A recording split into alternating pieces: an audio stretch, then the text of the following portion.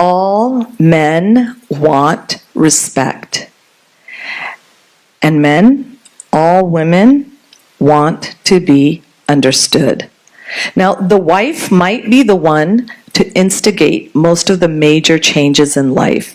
She might be the one who brings home the thicker paycheck. In some cases, she may even be older.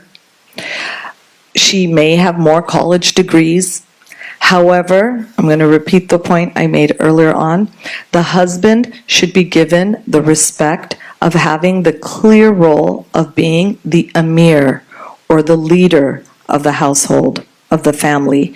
He should be honored by the wife and the children as the guardian of the household. And he, in turn, should recognize that Allah subhanahu wa ta'ala is the guardian of his and his wife's household. Now, of course, recognizing that your husband is the emir of the family doesn't mean that you aren't vocal in sharing your own opinions. As one grandmother joked, the husband is the head of the family, but the wife is the neck that turns the head. You, ladies, you don't want to contradict or correct him in public. You want to give him the dignity he deserves. I remember my husband once saying to me, "I'm not the one being homeschooled, Hina." And I was like, oops, yeah, you're right, I'm sorry. Sometimes us wives, we get used to teaching and correcting and, trying to improve things, but you have to remember that your husband does not want to be corrected or contradicted in public, right? Any conversation like that you need to have needs to happen in privacy. Don't ever demean your husband to your children. If you don't honor their father, they won't either. And remember, it's still ghiba or backbiting to talk about your spouse in a way that he wouldn't like, even if it's only with people who will always love him. You don't want to let down your guard when it comes to his rights. And same with the men, right? Don't want to do ghiba about your wives. This is an important one for young people. It's been coming up quite a bit lately. Regardless, and I would address this to both men and women, but especially women, regardless of whether you had a social media presence before marriage or not, once you're his wife and once you're her husband, be aware of your partner's views on how much you post about yourself and your life with each other.